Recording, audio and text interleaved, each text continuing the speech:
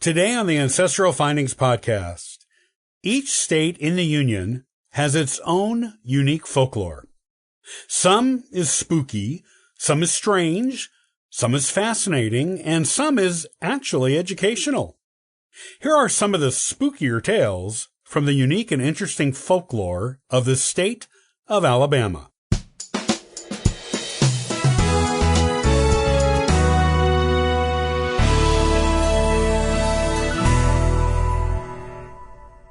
Like every state in the Union, Alabama has its own unique folklore associated with it. Some of it is spooky. Some of it is just plain weird. And some is simply fascinating. Whether of Native American or European settler origin, the folklore of Alabama is unlike any other.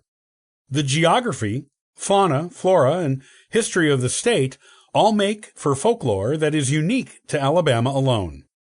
While it would take a book to discuss all the folklore that is unique to Alabama, a few of the most fascinating examples can be examined here. Here are some of the highlights of the folklore of Alabama. Orion Williamson of Selma vanished into thin air, in front of people. There have been innumerable disappearances since humans first started inhabiting Alabama. Some have been solved, and some have not. However, none may be quite so famous in the state as the 1854 disappearance of Orion Williamson of Selma, Alabama. What makes his disappearance so intriguing? Well, he disappeared into thin air in front of several human witnesses and was never found. In July of 1854, Orion Williamson, a farmer, was walking on his own farmland in Selma, with his wife and a few family members in sight of him on the farmhouse's front porch. As Orion went about his farm work, some neighbors walked by and waved to Orion, who waved back, and promptly disappeared in front of everyone. Yes, that's correct. He completely disappeared while waving to his neighbors, as if he had never been there in the first place. Only he had been there. Everyone present, including the neighbors, ran to where Orion was in the fields when he disappeared. Despite being on the scene almost immediately, there was no sign of him. A search party of more than 300 men searched the fields most of the night, and people from all over the county came over the next days and weeks to look at the place Orion vanished from the face of the earth. One journalist who wrote about the story disappeared himself 50 years later. Were the disappearances connected? No one knows. What makes it even stranger is that Orion's wife and son claimed they could hear Orion calling for help for weeks afterward, with the voice gradually growing softer until stopping once and for all. There was never any sign of Orion Williamson again after that. Serpents in the Tennessee and Alabama rivers. There have been reported sightings of large serpent-like creatures in the Alabama portions of the Tennessee and Alabama rivers since the early 1800s. Even as early as 1822, when the first documented sightings were reported, there were already legends about these river serpents, with the going wisdom being anyone who saw one would die. In the 1822 incident, Buck Sutton reported seeing a 25-foot serpent-like creature undulating in the water on the Tennessee River. And sure enough, he died a few days later.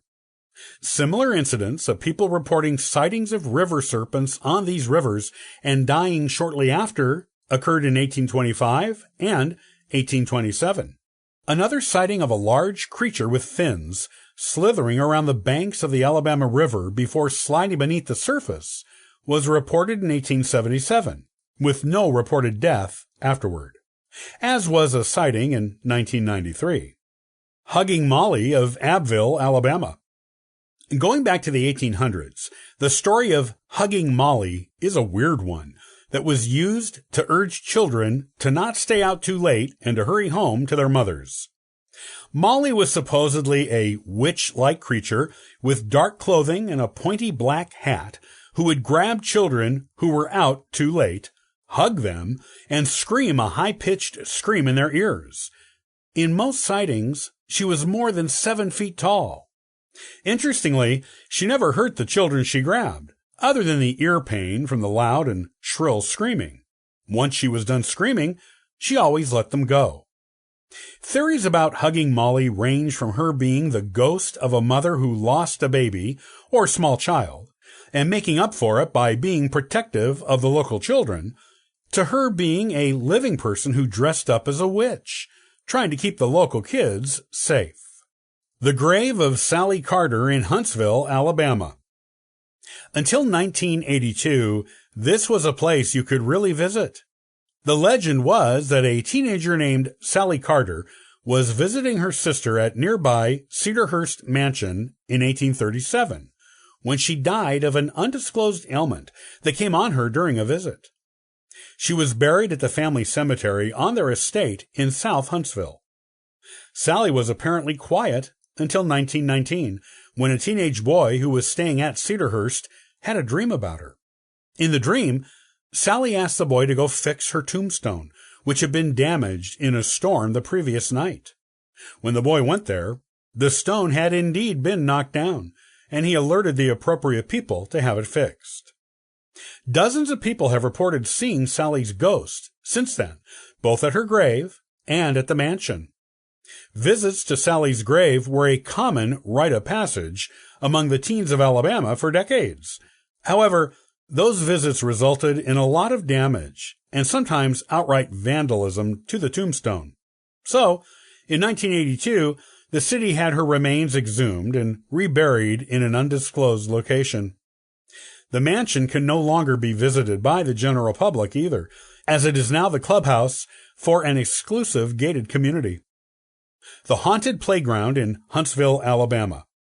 Sally Carter's ghost isn't the only haunting in Huntsville. There is also a playground where the swings move on their own, without anyone on them, and where visitors and passers-by often report seeing spectral orbs and outright ghosts. 2 legends account for the hauntings. One is that the playground used to be a cemetery in the early 1800s, and the ghosts of the children buried there come to the playground to play. The other is that these are the ghosts of children who were victims of a series of local and nearby abductions in the 1960s.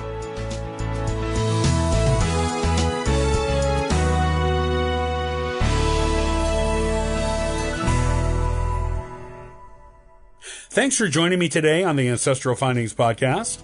You can subscribe to the podcast on YouTube and iTunes. Also, check out ancestralfindings.com for free genealogy lookups, ebooks, and weekly giveaways. Happy searching!